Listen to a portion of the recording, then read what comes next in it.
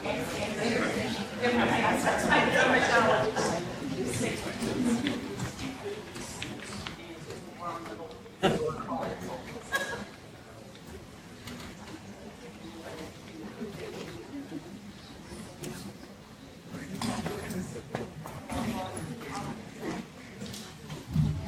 everyone, to Town Hall number 2.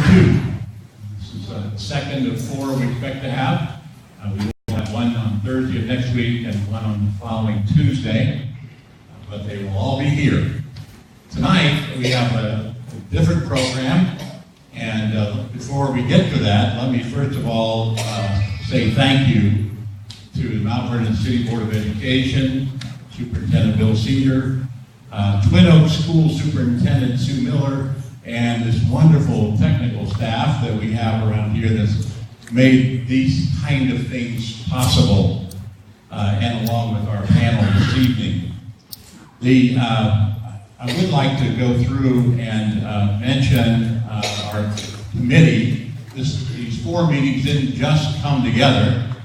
There were a number of people who gathered at an original meeting, and then we have used the technology of email and, of course, the old-fashioned phone call in order to make all of this come together. So if you're here, would you please just stand up? These are committee members. Teresa B. Miller, County Commissioner. Robert Broran, Law Director, City of Mount Vernon.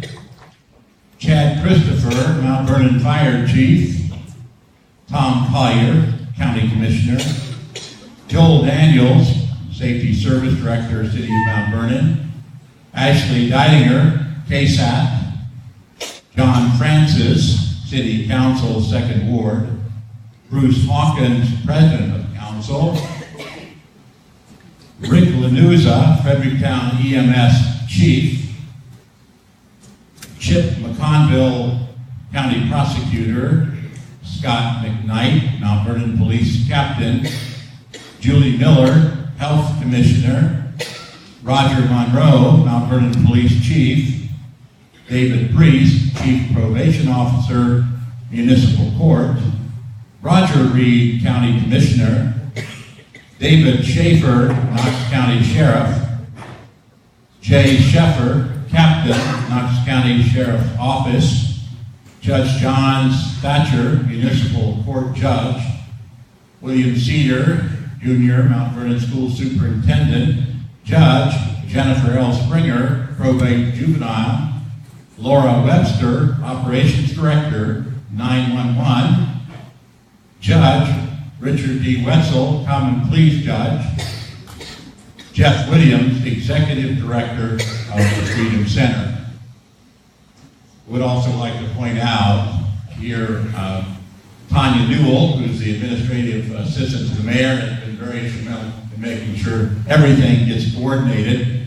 Let me also point out that over in the corner, standing beside one of our bike officers, there is a container there that if you have old medication, you remember to bring it, or you want to bring it the next 2 nights, we will have the opportunity to drop off. This is a legal drop-off for drugs that you have that no longer are usable. With that, let me talk just a minute about tonight's program. First of all, we did have the bike officers outside. They're going to be doing a little demonstration here to start with. For those of you who were here the first meeting, we were not able to get the Danville drug dog here, and the drug dog is still not available this evening. I suppose he might be overworked. I'm not sure, but we will, over the next 2 meetings, try to get one of the Danville drug dogs here for demonstration. But we will have the bike patrol here, and Patrolman Flynn of Fredericktown and Patrolman Collins of Mount Vernon will begin the evening. Then Laura Webster will have the 911 display, and then from then we will have David Schaefer, our sheriff, and Roger Monroe and Lieutenant Kyle Johnson, all of Fredericktown, will all be here. So with that, bicycle officers, if you will come forward and we'll begin.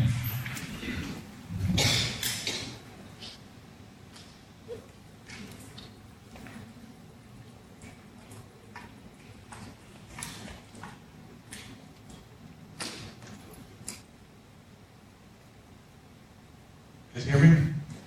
I'm Patrolman Brian Flynn with Fredericktown Police Department, and I am the bike patrolman for Fredericktown.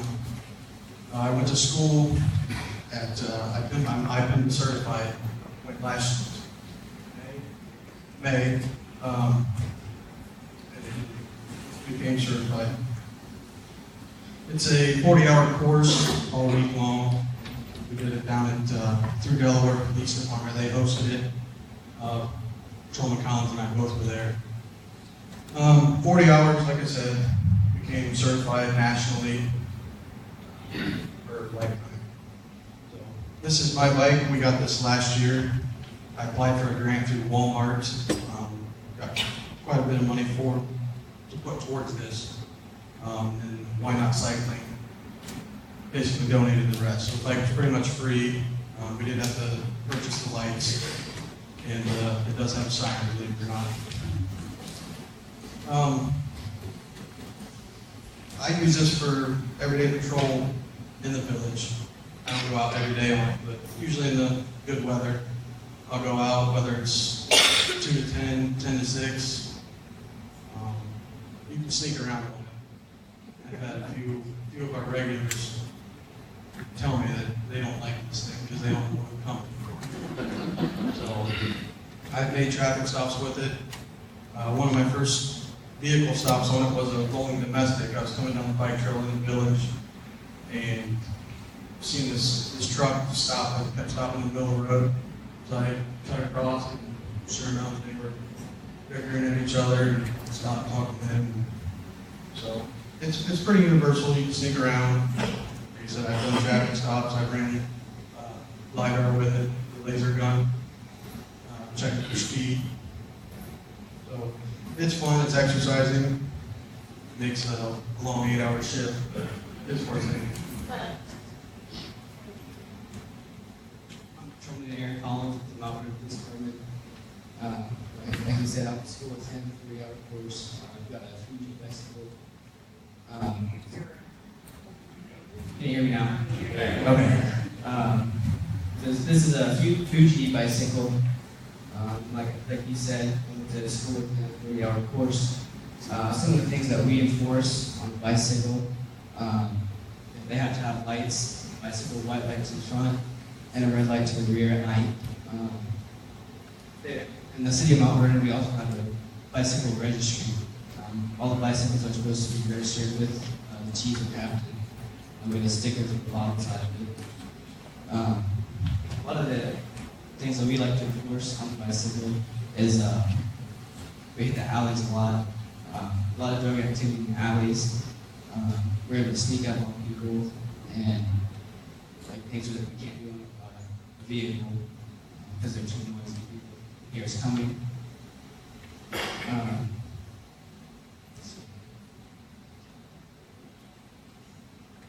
guess that's all I've got. Is there any questions for us? I just have a question, not maybe about you specifically, but Tuesday night when they were talking about the registration of bikes, is that above 18 years of age, like to register your bike for the city, or is that anybody's bike? Like for my grades, I need to go register the bikes. Within Mount Vernon, yeah, all the bicycles are supposed to be registered with the chief. With Fredericktown, we offer that, but it's not an ordinance per se. We do a bike event once a year, a safety event, and you can register your bike there. If it was lost, forgotten, or stolen, again, there's that serial number, so to speak, if you want, and you can identify them. Does the bike need to be registered because it's on the street? Or if you just ride the trails, does it need to be registered? It helps us with if a bicycle is stolen, if it was registered and we recover it, it helps us get it back to the right person. What's the fee for it? I'm not sure. It says $1. Thank you. Any other questions?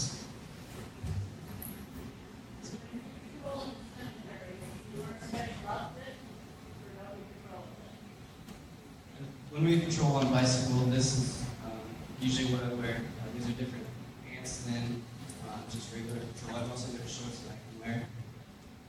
This is a different shirt. It's a moisture shirt. Helps with sweats. Where do I register the bike at? Sorry. You can come up to the Malvern Police Department. Monday through Friday, 2 8.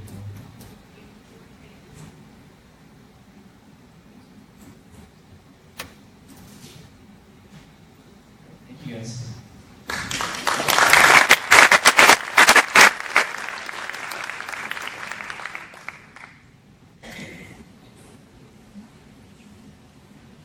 Good evening. It's great to see the amount of participation from our community here tonight.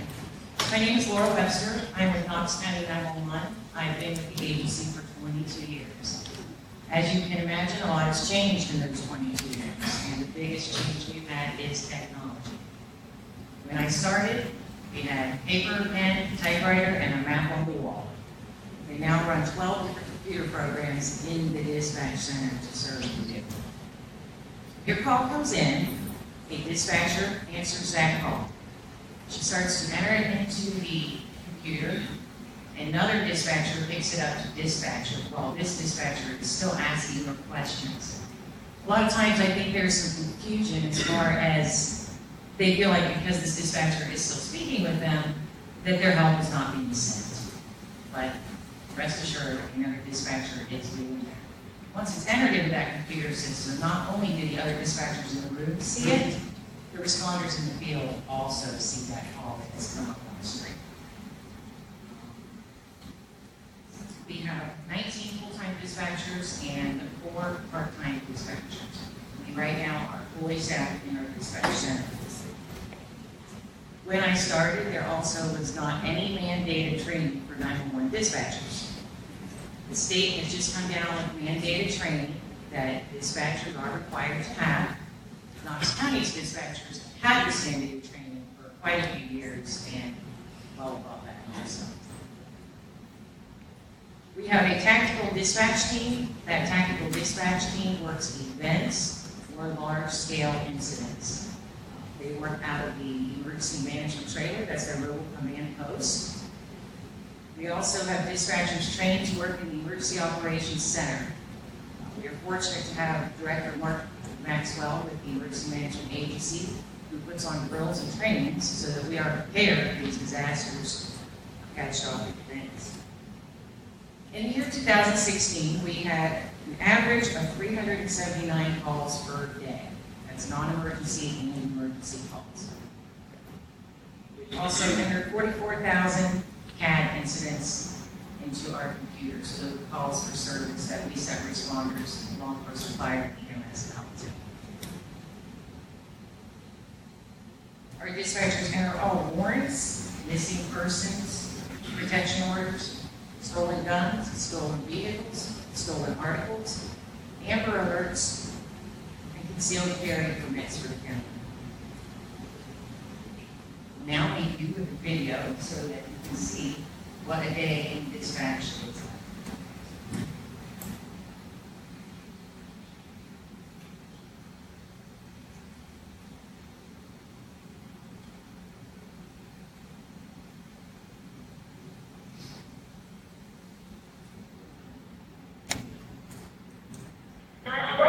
That's your emergency. What's going on there? I think my sister possibly overdosed. Is she breathing? Yeah, barely. Barely. I don't know the dad. Okay, what's going on? I'm not sure what the address is. Okay, what's going on there? I think my buddy just committed suicide. Dispatch. Hi, this is an anonymous call. I wanted to call and let you guys know it's like a little room full-size van, but not. People in it were shooting out heroin and they're kind of gotten for speed of it. Okay, Trina? Yes. Okay, what's going on? I got robbed. You just got robbed? Yes, ma'am. Okay, is the person left already? Yes. He went to Green City and looked like he was walking. Carrying a pistol. You're 13 and 5.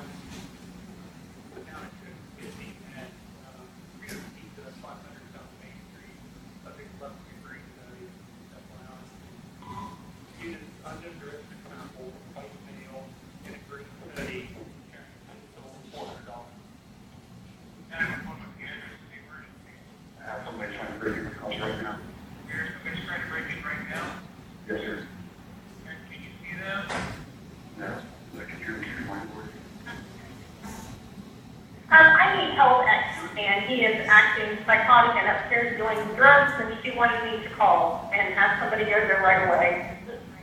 Okay. 911 with the Kansas City emergency. My grandma cannot breathe. Please hurry.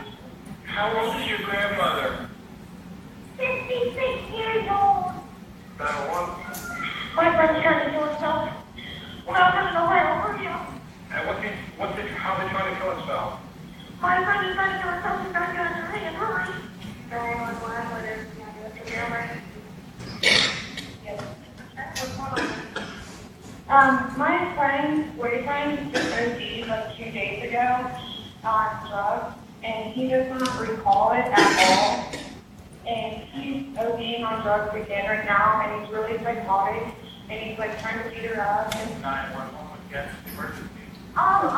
we're actually on the river, and I'm a friend of the dude, and he's having a seizure. 911 with the Kansas City emergency. It's Highway 13, outside of Mount Vernon, right at the split. And it becomes 2 lanes, there's cars, they're both in a cornfield, and one lady doesn't look like she's conscious because of her airbag. Sorry, what's the other thing? What's the problem? There's been an OD, somebody's got breathing, they're not breathing. Okay. No, he's not breathing. He's not. She said he's not breathing. No. You know CPR? Yeah. You know? All right, I'm gonna help you. Okay. All right. Is he on his back on the floor? Yeah. Let's see. On the check. Okay. Okay, right here in the knuckles. Okay. Okay, put your other hand on top of that here.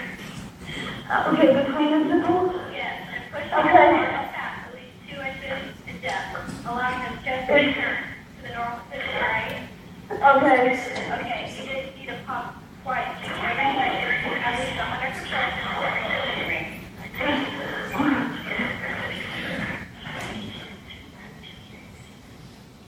Thank you. Is there any questions from anyone? Yes. You mentioned you're some emergency, some not emergency. What's the ratio of what do you do about people that call with non-emergency calls? There are non-emergency lines. So they're not calling on an emergency line with the non-emergency. When they call 911, it's always supposed to be emergency. Correct. Correct. And I can tell you, out of the 138,767 calls, 17,731 of those were 911 calls for the year of 2016.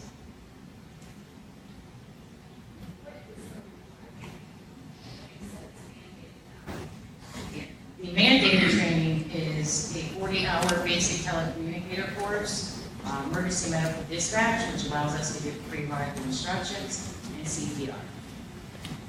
And then we have instructors on site. We have dispatchers who are trained and have went through the instructor process. Used to, yes, we didn't have to send them all out. If you have questions, raise your hand, we'll come to you with the microphone. Are we okay, Dick, with any questions in between? You want to wait till the end? Probably wait till the end. You can say, questions. We'll get through the panel and then answer questions.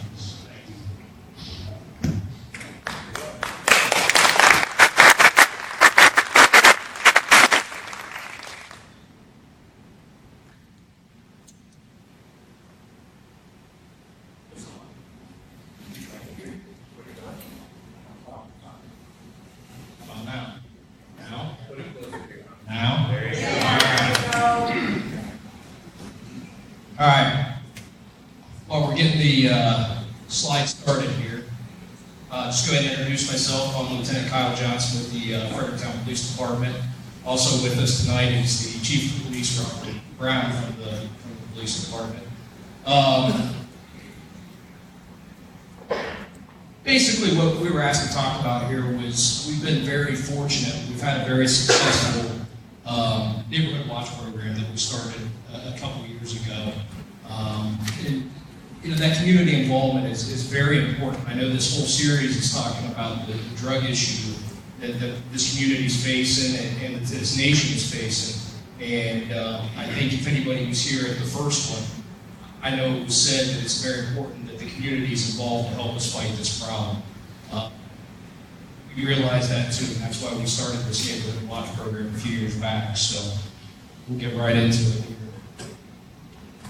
Here's a quote that I think is pretty relevant here. Sir Robert Peel, he's known as the father of modern policing. He is believed to have started the first true police force in 1829. Prior to that, it was mostly, policing was just done by the military rather than an organized police force. Look at this quote that he put forth, and this is one of his principles. He set forth several principles of policing at that time, and this is one of them. And it's amazing to me when you read this how relevant it is still today. So, the police are the public, and the public are the police. The police being only members of the public who are paid to give full-time attention to duties which are incumbent on every citizen in the interest of community welfare and existence. So in 1829, he's talking about how important community involvement is. And here it is, 2017, and we're still talking about it. So I thought that was a pretty neat quote that this guy had this much foresight in 1829 to know that. So, if the community is going to be involved, how are you going to be involved? We need you to be good witnesses. That's what we're looking for. When you're talking about being a good witness, there's we talk about the 5 W's. So, has anybody here ever witnessed a crime happen and been one of those 911 callers that we just heard? I see a couple hands. Do you remember what was going through your mind at that time? Yeah, what they were going to do. Yeah. Were you nervous? Adrenaline was up? Yeah. That's common. When you see a crime happen right in front of you, that's what's going to happen to most of us. It's a natural reaction that our bodies have. So, what we try to tell people in the Neighborhood Watch program is to, if you can focus on these few things for us, that's going to make you a good witness, so that when you make that call to 911 and talk to Laura's people, you can give them as much information as possible to help us. So, 5 W's, where? Laura, I think that's probably one of the first questions your people ask, right? What's the location of your emergency? So, what's going on? Try to keep that as brief as possible. Notice when I listen to 911 calls myself after the fact, after we respond and then we got to start gathering evidence, we get 911 calls, you'll hear the dispatcher say what's going on. That's when the person will dive into a very long description of what's going on. I know the dispatchers have lots of other questions they need to ask, so we try to stress to people, try to get the essence of what's going on in just a matter of a couple of sentences so that the dispatcher can keep gathering information from it. When did it occur? Yes. I'll talk about when it occurred for just a little bit. Please, I can't stress enough.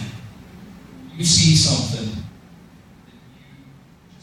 your gut tells you it's not right, please call us right then. Unfortunately, we have some people that wait, an hour, 2 hours, maybe even a day or two, and they start going, maybe I should tell somebody about what I saw. If it's enough that you question it, it makes you wonder, should I call? Please go ahead and just call right then and let us know. Weapons, are there any weapons involved in what you saw happening? And then who? How many people were involved? Can you get an eye? Can you tell us what they were wearing? What their physical description was? Did they have anything unique about them? Glasses, a hat, a beard, anything like that is going to really help us. So, probably didn't know you were going to take a test tonight, but since we are in school, I think it's kind of appropriate. So, the next screen, I'm going to let you look at this next screen for 10 seconds. with that 10 seconds, that's when the test is going to begin. So, everybody ready? Here we go.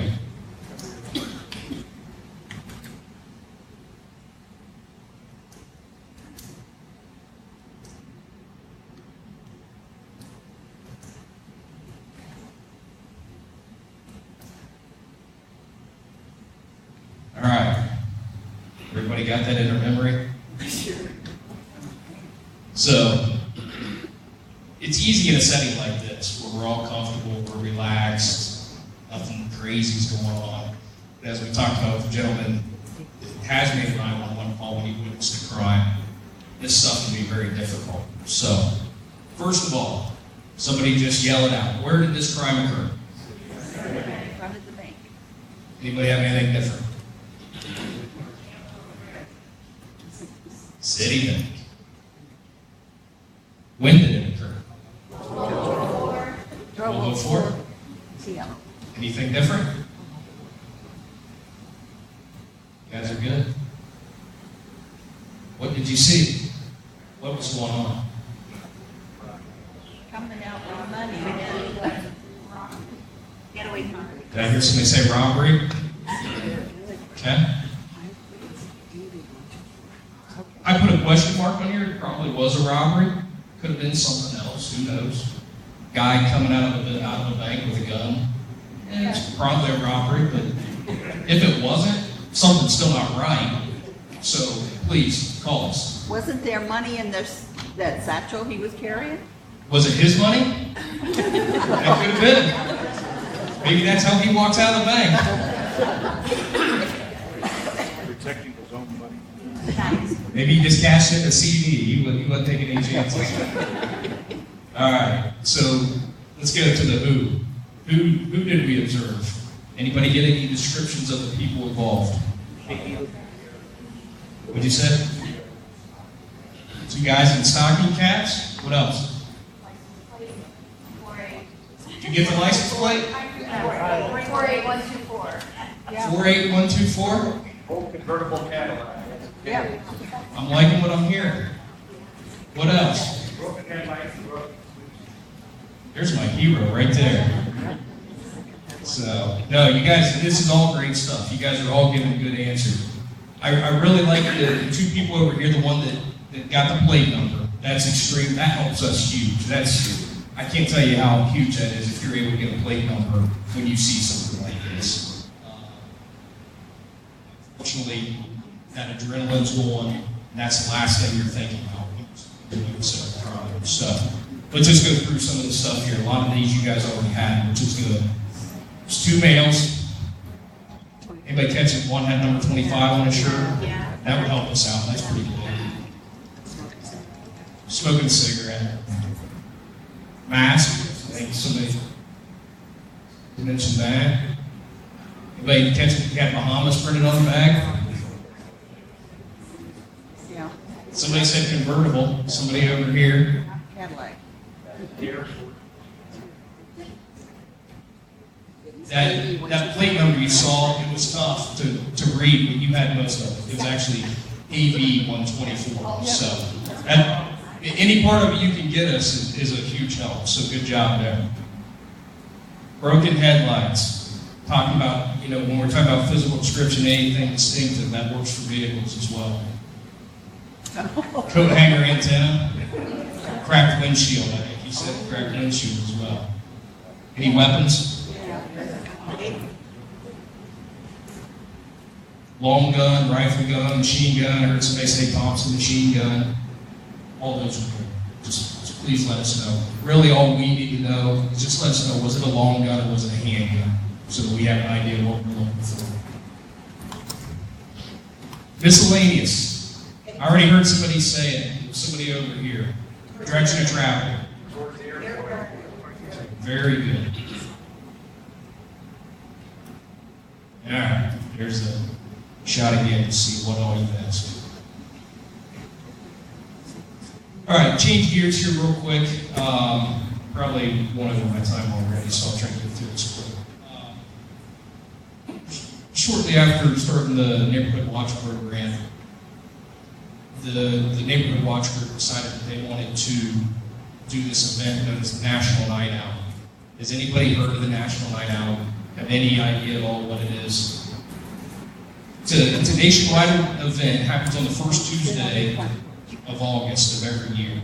And the whole idea of the National Night Out is to build neighborhood camaraderie and build police and community relationships. We held this event, the very first one that we've ever done, last year, 2016. We weren't sure if we would get 5 people to show up or 500.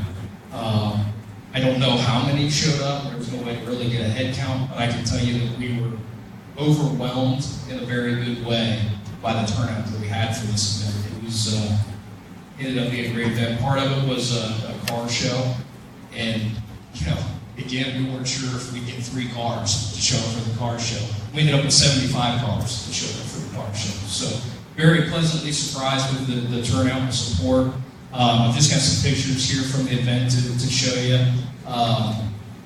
We had live music on the gazebo, live band playing. We had first responder vehicle displays, much like what we saw out here tonight. That vehicle you see there is the SWAT vehicle from the Metric Drug Task Force out of Mansfield, which we're a part of. There's a picture of the car show. We had a dunk tank, and the gentleman there in the dunk tank is Bruce Snell, our village administrator, if anybody knows Bruce. So, and then here's, the people that you see there in the yellow shirts. Those are part of the Neighborhood Watch members that put this event together and really did all the planning and pulled the whole thing together.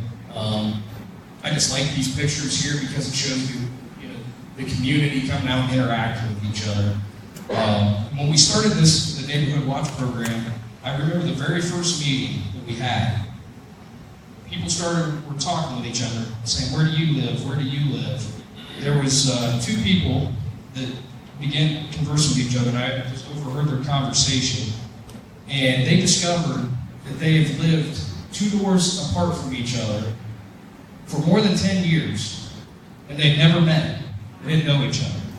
So that was neat to see. That's what it's all about. It's about getting the neighborhood to start communicating with each other, knowing what's going on in their area, what's right in their area, when something's wrong in the area, then they'll know. So that was very neat to see. So and see pictures like this, where neighbors are coming out and interact with each other. That's good stuff.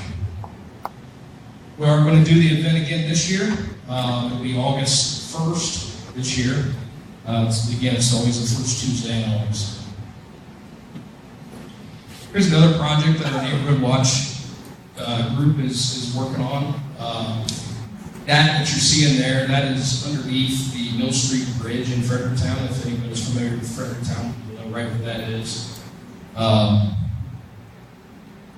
There's 2 parks adjacent to where this bridge is, and there's a real nice nature trail that connects these 2 parks together. Unfortunately, at the midway point, you have to see this. As you can imagine, there's some very inappropriate stuff there.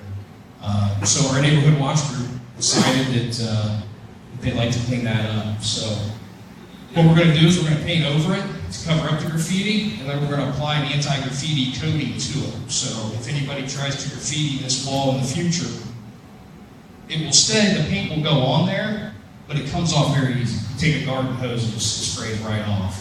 You might have to give it a little bit of a wipe, but the paint won't stick going forward. So if nobody's busy Saturday, May 20th, feel free to come out and have a paint.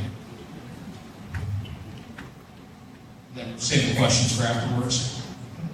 All right, that's all I got, guys. Thank you.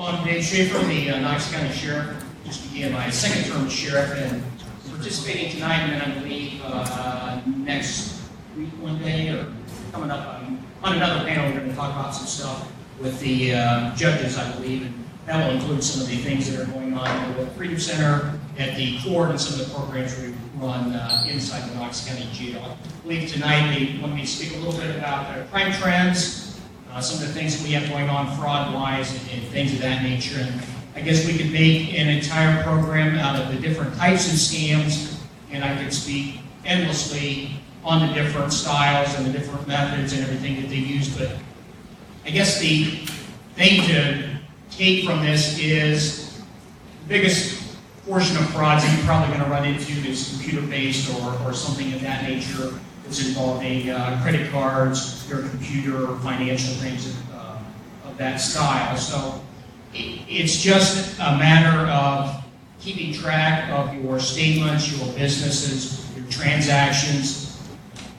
You figure if there are enough people spending hours and hours a day trying to hack into governmental sites and things with high security, your computer, my computer, are probably as easy marks as any other thing can be. So, are you going to eliminate it? Are you not going to do it? No, probably, unless you just unplug your computer from now on. That's probably the only safeguard, and that may not be appropriately done. So, I think it's just that thing of monitoring and checking and just be constantly aware. The big thing that we stress is not to open any attachments or get things from people that you do not know. If you're getting information from someone you do not know, if you're getting information that you didn't send for, that is the big red flag there. Attachments that you're not expecting, we just say ignore, right into your spam, don't get involved in it. Now, there are other things. There are telephone solicitation scams. I was recently over at my dad's house working for an afternoon, and during that period of time, I answered the phone 3 different times, and 2 times it was a guy wanting to fix my computer, which he does not have, and the other one was somebody wanting to sell Windows or something of that nature. So it's never endless. I don't know that there's a proper way to escape it, but it's just asking someone else their opinion. That's a good thing. Hey, have you gotten this? Have you heard of this? Obviously, the Better Business Bureau runs a lot of information. Their websites have what the current scams are and how to stay current on what to look for, what the popular frauds are, things of that nature. So it's that same old adage, free money or free things that you did not look for, or somebody wanting to give you money, or somebody wanting you to cash a check and give them a portion back, are just huge red flags. And I know one of our patrol officers was taking a call from a lady today, I believe in her 40s. She was chatting with a gentleman in Alaska and has sent thousands and thousands of dollars to this gentleman. And then I think she finally figured out she'd been taken. So our hope is to get that cut off before it happens. Is it always successful? No. Are we going to get your money back? More than likely not. Just to show how wide-ranging criminal enterprises are. And most of the fraud that is perpetrated, a lot of it is organized crime. I know at one time, a lot of the fake IDs and fake driver's license and things of that nature produced in the Columbus area was actually run by the Russian mafia. I mean, there are criminal enterprises who have their hands in pretty much any kind of criminal enterprise that you can run into. So several years ago, there was a Gambier restaurant. This credit card system was defrauded or hacked, and we took a lot of reports of people's credit cards being used in California, Alberta, Canada, and places of that nature. So you can see it's wide-ranging. There's all kinds of new and different schemes that you're going to run into. So it's just being vigilant, checking your statement, not letting things drag on. The other big thing is, even though it is too late, I'm sure it was difficult for that lady today to come to our office, to talk to an officer, because I'm sure the embarrassment factor is huge for her, because basically she just gave away tens of thousands of dollars and now realizes that she was taken advantage of. So the other thing that we stress to people is do not be afraid or do not be embarrassed to report it, because your report may prevent someone else from ending up in the same circumstance or same situation.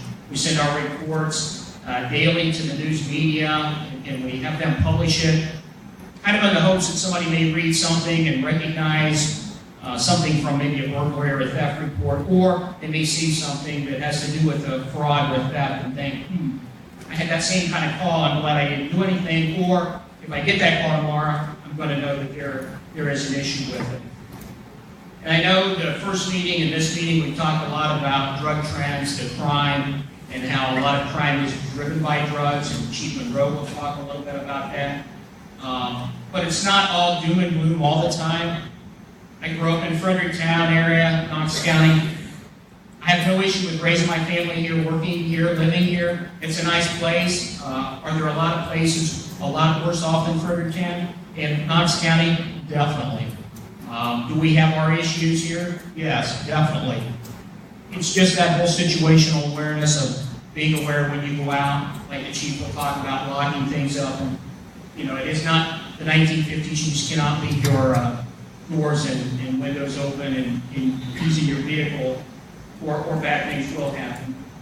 But when I compiled the stats and the reports from 2016, I compare that and we look back several years, and I guess there is some sunlight. Burglary reports, theft reports, and vandalisms were all slightly lower in 16 than they were 15.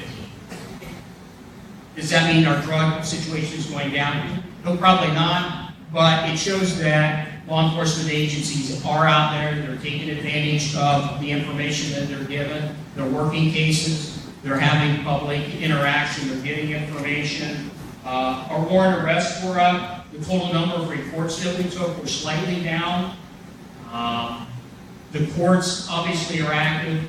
Our inmate population was up from 1,480 as the total number of prisoners that we housed during the year in 15 to 1,615 in 2016. We have a 100-bed jail, and for years we never got close to that mark. Our average was probably 67 inmates. Is what our daily average was. Last year it was higher, it was 81, and there were a period of time last fall that we were running at or just slightly over 100 inmates. So we are busy, there's no doubt about it. More manpower sure is welcome, but could we have 100 officers on the street and not catch everything or not be able to do everything? Definitely. And that's the reason that we ask so much for the public. If I have a few guys driving around, and I think it's 525 square miles in Knox County, or close to it, you can see that there are a lot of areas that we're not going to be in, no matter how many cars we have out. So it's dependent on the public. I can sit here and talk about several cases that a neighbor saw somebody messing around his neighbor's house. He called in, officers responded, found out there had been a burglary, did a little background checking. Another law enforcement agency had ran a vehicle right in that area earlier that day. We checked up on that vehicle, found out, okay, they had given the officer a story that they're waiting on help, broken down, I believe, or out of gas. Fact-checked that vehicle, come to find out through a course of investigation, we recovered stolen firearms from the house, got a search warrant. I think there were drugs, and it was in the Chief's old neighborhood, as a matter of fact. But it's that dependency on the neighbors. I know we solved another burglary that was a foreclosed house.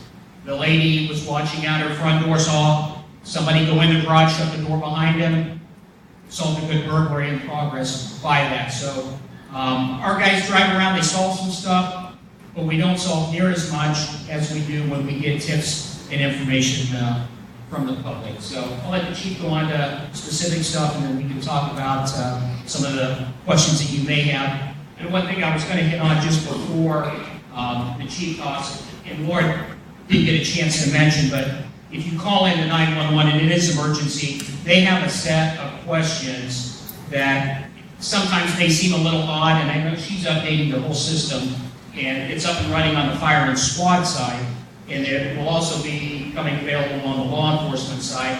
But there is a series of questions to make sure that they hit everything, and some, like I say, some of it may sound odd when they ask it, but there is a reason for that, and what it is it's information that will aid the dispatcher, it will aid the responding officers, the fire department, the medics, to get there as quickly as they can, and have background information so they don't have to re-interview a lot of questions and prepare when they're getting there.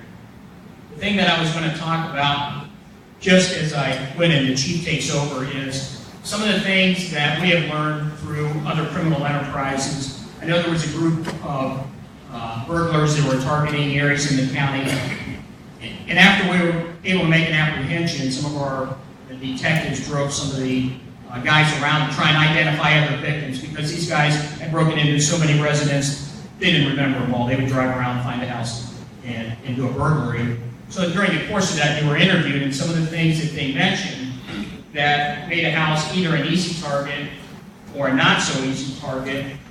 Alarm signs, they said, at least for this group, now this is not all true to everybody or every group or every criminal, but for them, if there was an alarm sign, they would probably bypass that just because that may have been alarmed. So there are plenty of houses that don't have alarms that they figured would be an easier target.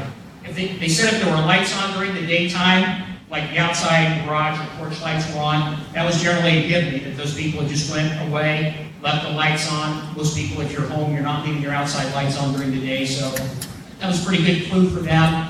Animals, dogs, it depends. They may or may not stop. Cars sitting outside in the driveway. The car looked like it was broke down and never moves. They really didn't worry about it.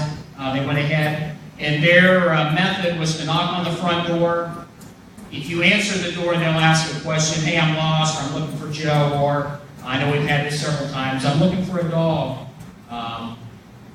Just something to buy some time to leave. If nobody answers, they'll generally go around to the back and just break in, either a window or kick in a door or something of that nature. This group, if they happened to get guns out of the house, they would immediately leave. They didn't want to get stopped with stolen guns. If it was jewelry or something else that they could conceal, or if it was more average or everyday, they might do several houses in one day. Was there crime driven by drugs? Some of it was, as a matter of fact. We had gentlemen that would drive through the county on their way to Columbus, steal things on the way, trade it for drugs when they got here. So the big thing that we stressed is, as Lieutenant Johnson said, know your neighbors, talk to your neighbors. If you trust your neighbors and build that rapport, you feel more comfortable giving them information. You can't really be gone much by house. There are a huge amount of good safety things that you can do. Just talking to neighbors, friends, relatives. Alarm systems are great. Big caveat on alarms. We've responded to 370 alarm calls this year. One was a good alarm. Does complacency set in? We try and push that it doesn't, but we really urge people to give the dispatch center 2 good working phone numbers. Now, that is different from your alarm company. You have an alarm company, they generally will not give our dispatchers your phone number. So we encourage you to call the dispatch center. They'll tie in with your address, but keep tabs on your alarm system, which we still respond to all of them, but we really try and put it on the home or the business owner to monitor your system, get a good working system, keep it up and running. We don't want you to shut it off and not have it, because obviously that defeats the purpose. But I will let Chief Monroe continue with some things that he had.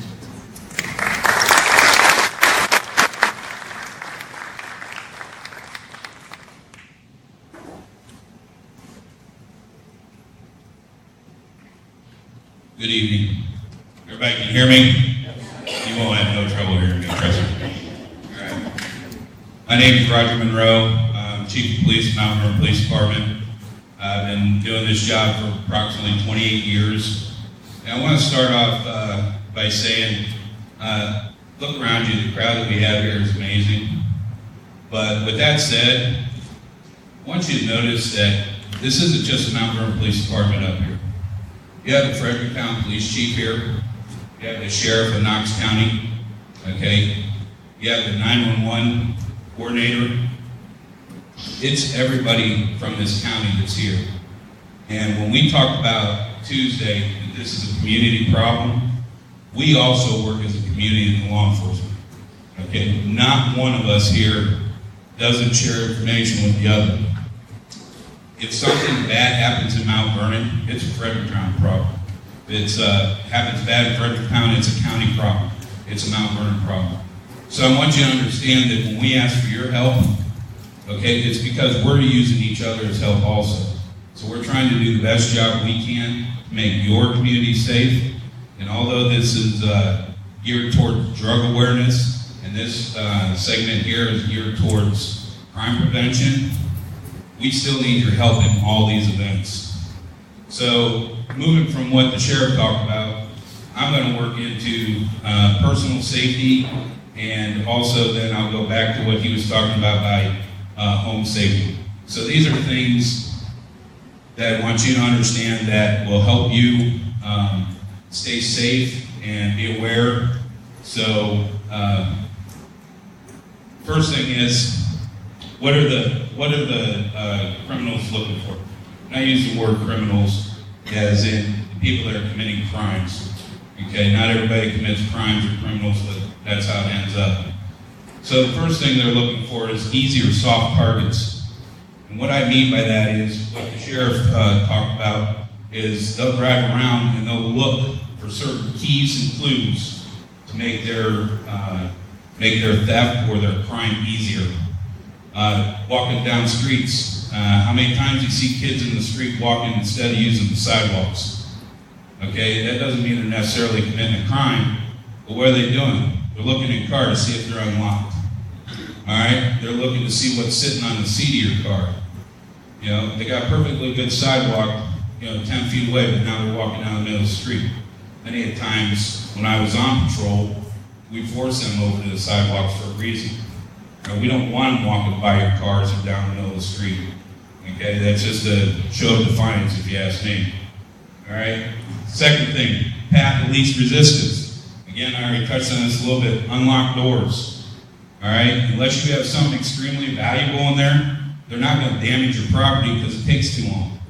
They got to figure out how to jimmy a lock or have a tool or opportunity of crime to break a window. They're lazy. They don't want to do that. They're going to go with the path of least resistance. Quick and easy leads into what I just said. And then they're looking for easy stuff. Stuff they can sell, stuff they can use. Okay? They're not going to try to pull the carburetor off your car. All right? But they are going to take your wallet. They're going to take things out of your car.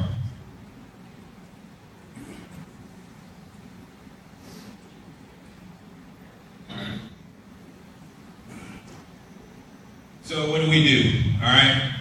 We have to stay safe, alert, be a hard target. Okay? You ever try to run these little guys over? They're hard targets. All right? They're always on the move. Okay?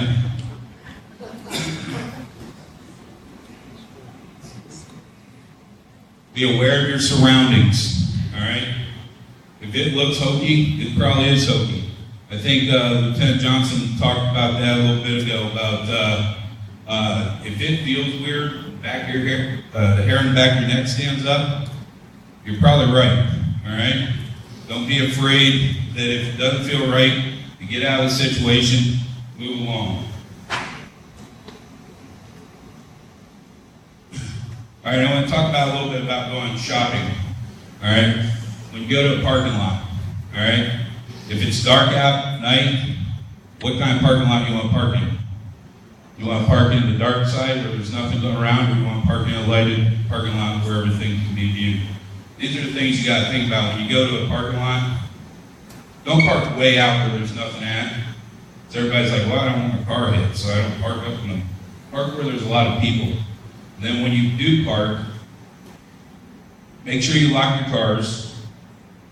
Okay, make sure you're seen. I don't know if you ever think of that, but make sure you notice somebody when you're leaving. Check the cars that are to the right and left of you. Remember what kind of car that is. You may come out and find something missing. If you remember that there was a beat-up Chevy on the one side of you and a Dodge pickup on the left, that's information we may be able to use to help you out. Not everybody has video and things along those lines. I'm not saying write down everybody's license plate when you pull into the parking lot, but just be aware of what's around you. Don't leave anything in your car in view. This is what they're looking for. And I bet you, by a show of hands, probably everybody's left these items in their car at one point or another, and the change is very specific. These are what they're looking for. Okay? Things that they can grab and things they can get out of quickly. All right? Now, when you come back to your vehicle,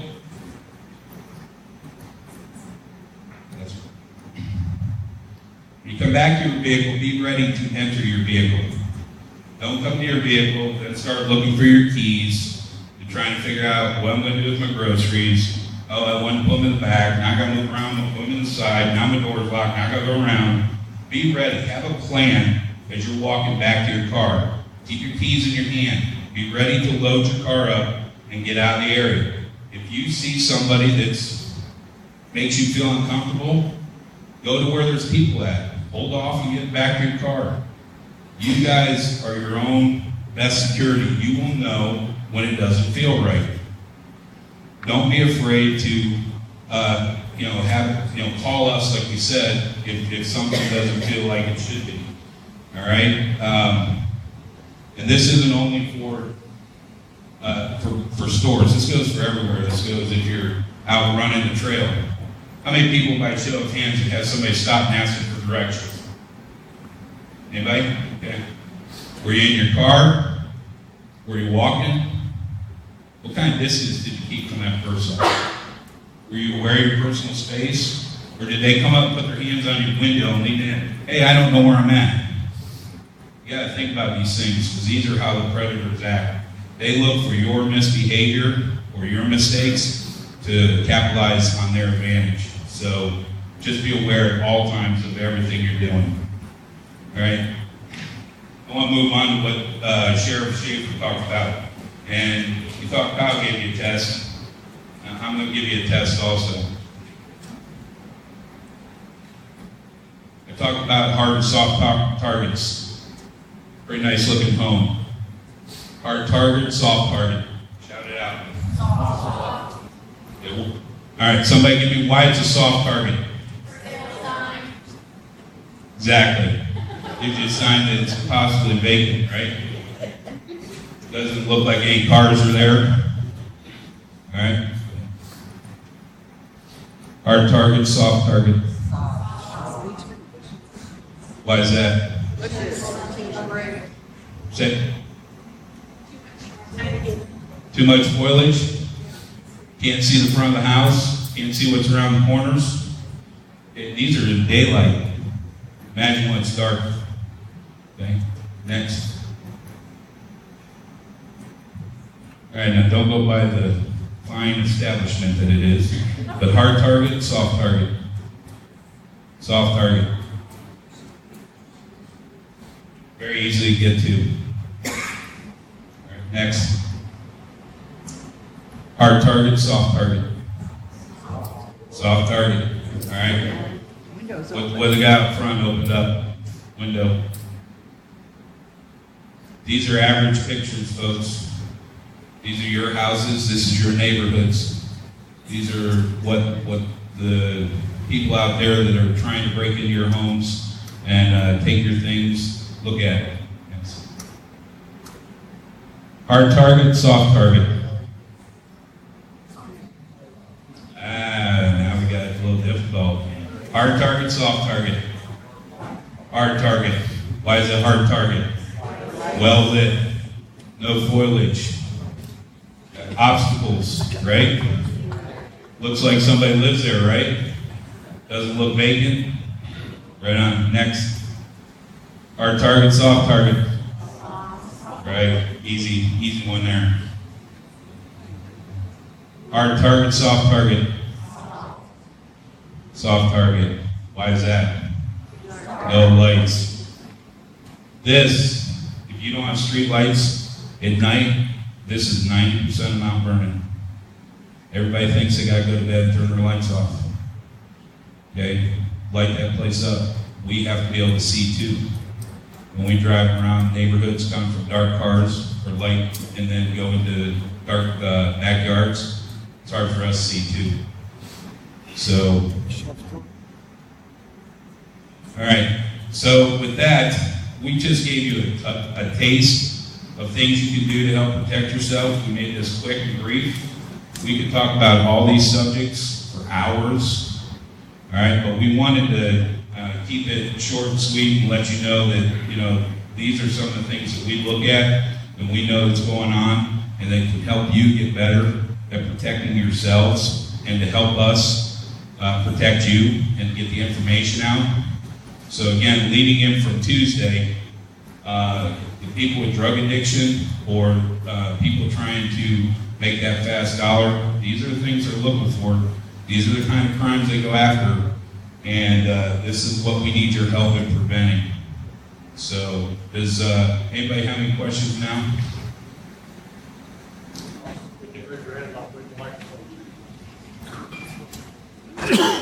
Thank you for sharing tips about things to look out for. When we are out in the public or when we're in our homes in the community, what kinds of other things should we be looking for to help us recognize drug dealers? I guess they're looking at me to field that one, okay? Anything doesn't look right, okay? When I say that, you know your neighborhoods, okay? And if we're specifically saying drug dealers, okay, we're looking at short spans of contact. They're not going to be hanging out, okay? They're not going to be, sharing a drink with them or talking about the football game. They're going to have brief encounters and then they're going to move on. Drug dealers do not like to stay in one place very long. It's one of our problems in catching them. I think last meeting was brought up about a neighborhood having, well, we know there's 6 or 7 houses in there. Well, that's the problem is those are drug addicts. The drug dealers, they're only there briefly. They're on the move. We have to try to get the dealers that are coming in there. So they might be at this house today, they're at that house tomorrow, and we got to get ahead of them. So any kind of short activity that doesn't look right, and when I say acting paranoid, you know what that looks like, okay? You know what it looks like when the guy's looking over his shoulder, like we joke about on TV, where he's doing that. Believe it or not, that's true. That does happen that way. Next question. If we're going on vacation, do you take calls and kind of keep an eye on the place, or how can we make the place look more lived in while we're gone? What do we do? That's a very good question. I'll speak for Mount Vernon first, and then the sheriff and lieutenant may be able to add to this. We have what's called a house checklist. And if you go on vacation, you can call in and we'll ask for some certain information like the key holder, who's supposed to be at your house, how long they're supposed to be there, and we do check your house every day. If you're gone for more than 30 days, we check it every other day. And we move that around so we don't always let them know which days we're going to be there. So. Yeah, if you're going on vacation, post it on Facebook when you get back. Right, that's a good point. Obviously, when you go taking off, and we had this conversation, why I brought it up last week. Some of us, or friends, like to tell everywhere that we're going on Facebook, take pictures of their food. I'm sorry, my wife's going to see this later. She's notorious for that, and letting them know where we're at. So sometimes you got to be smart and not post everywhere you're at all the time. So, next question. Thank you, Chief. Some of the people in my neighborhood are interested in the watch program. Who's coordinating with the city? Where are the boundaries for the neighborhood?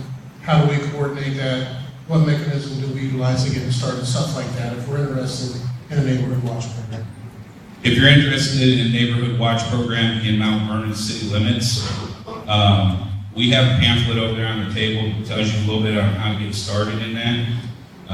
We don't have any currently active neighborhood watches.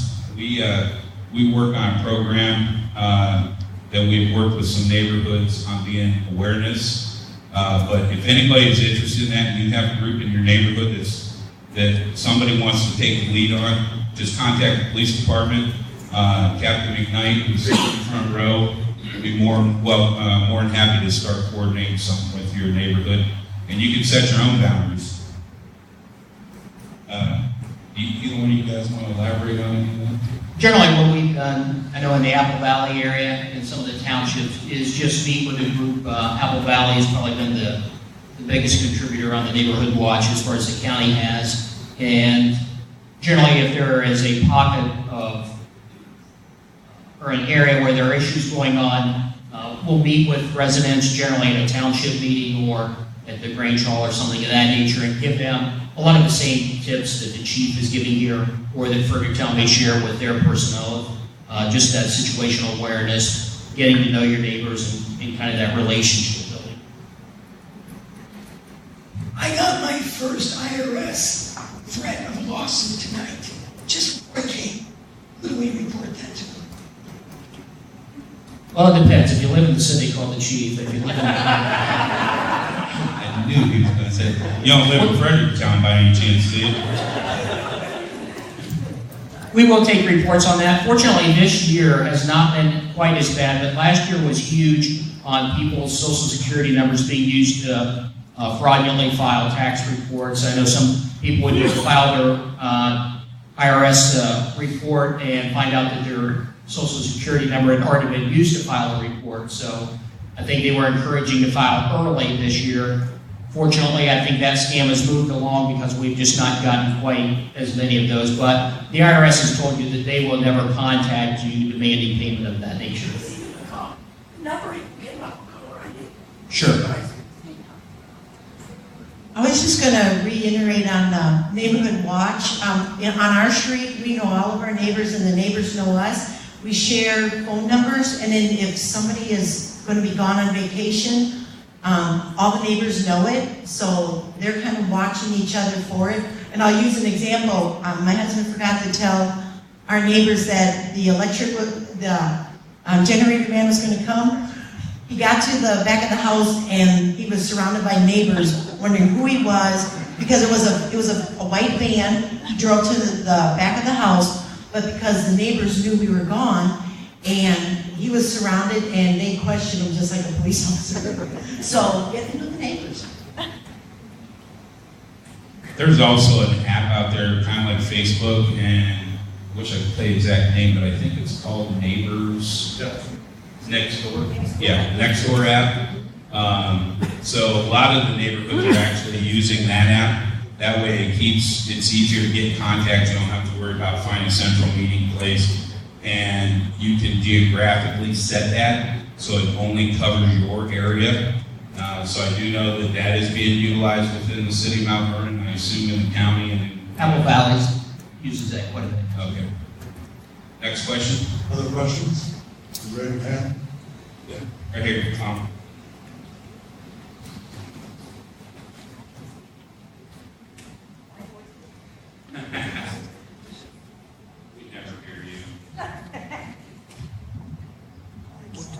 My thing is, I know there's a drug going on next door to me. I called it in, reported it.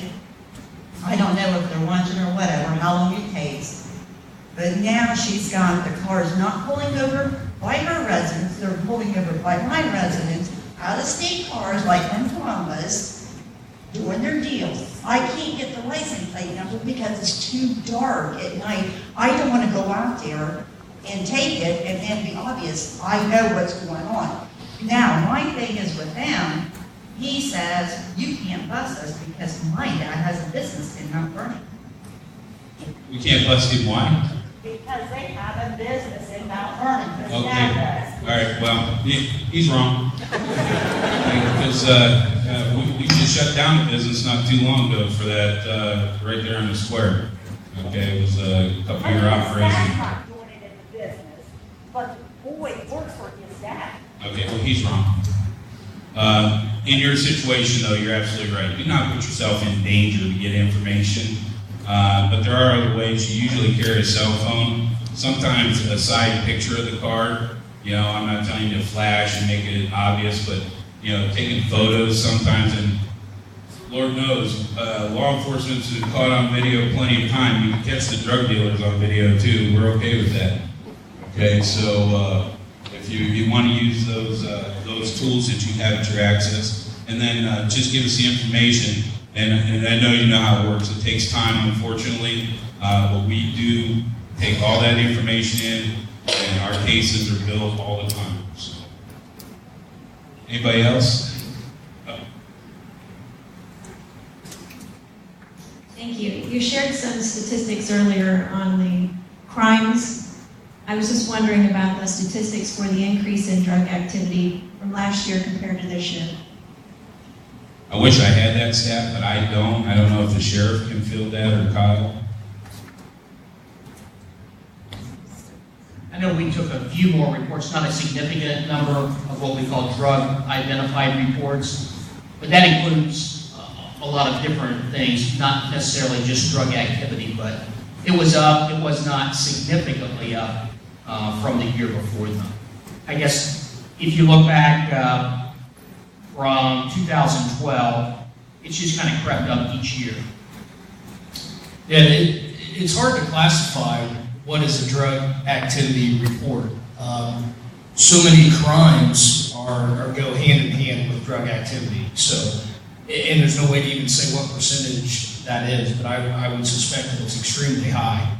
But what I can tell you is our activity from 2015 to 2016, we saw a 32% increase in calls for service. So to say how much of that was related to drugs, there's really no way to put a statistic on that. But I would say that seeing that type of an increase, I think there's going to be some sort of correlation too.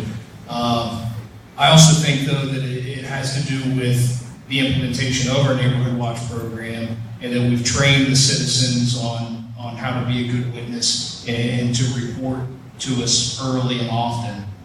So I think that's raised our calls for service as well. They're seeing that suspicious vehicle or that suspicious person or calling rather than letting it just go on by. Laura just advised me. She said that overdoses are definitely up from last year. So that definitely leads us that drug activity is up. And again, like you said, this is we call it a community, but it's actually a family affair. We need everybody involved. So the more information we can get from you guys, the better off we'll be. Thank you. With the legalization of marijuana now a reality for us, what are you all anticipating and what should we look toward as a community? Have you looked at other models who have legalization of marijuana and how is their crime and law enforcement responded to that factor? Well, it depends on what kind of legalization you're talking about. If you're talking about medical marijuana, okay, then business as usual. We don't have legalization of marijuana, so still fighting the drugs and the crime is the same, as far as I know. So if that gets passed, we'll have to cross that road when we come to it. But I do know that last year at the Metrics meeting, we had a Colorado undercover police officer come and talk to us, and he said legalized marijuana has made it a nightmare for law enforcement and the community. So it is, they don't feel it's a positive out there. So. To add to that, the gentleman from Colorado that spoke at the Metrics meeting, they saw a very large uptick in traffic crash fatalities due to drug driving rather than drunk driving. So I remember him talking, that was their big concern at that time. Chief Monroe, on Tuesday night, I believe it was you that talked to the audience about how much stronger marijuana is today than it was 20 years ago, and how much more deadly it is. And there's a lot more people here tonight that were not here Tuesday. Could you speak to that again for the new audience members? Absolutely. And luckily, my Detective Corporal Deshaun's in the room. Yeah, don't be looking around. So if I get any of these statistics wrong, he can help me out. Right now, our strongest drug problem is meth. Okay, it's at the top of the food chain. Our second problem is heroin. But what she's referring to is marijuana. Marijuana is no longer the marijuana of the 1970s and even the early 80s. Okay, it takes 17 and a half joints from back in the 70s and 80s to equal one marijuana joint today on the same high. The THC level is like 34% compared to 6 to 8% in the past. They're growing it stronger and they're making it the better high or the stronger high or whatever they want to call it.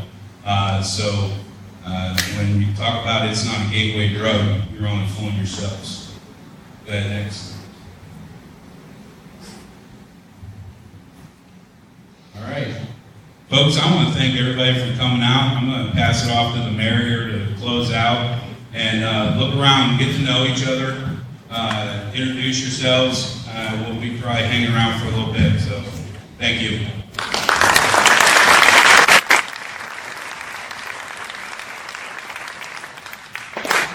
Thank you to our panel tonight. Great job. Reminding everyone that on Thursday, May the 18th, same place, same time, 6:30. This is the court perspective and the judicial process. Many of you have been hearing about merit court, changes in sentencing. This is the time to come. We have all three of our judges in the county will be here, along with probation, and also from the Knox County Jail. So we are asking that you come back. It's another nice crowd tonight. For those of you who are counting, I am told that last Tuesday we had 125 here.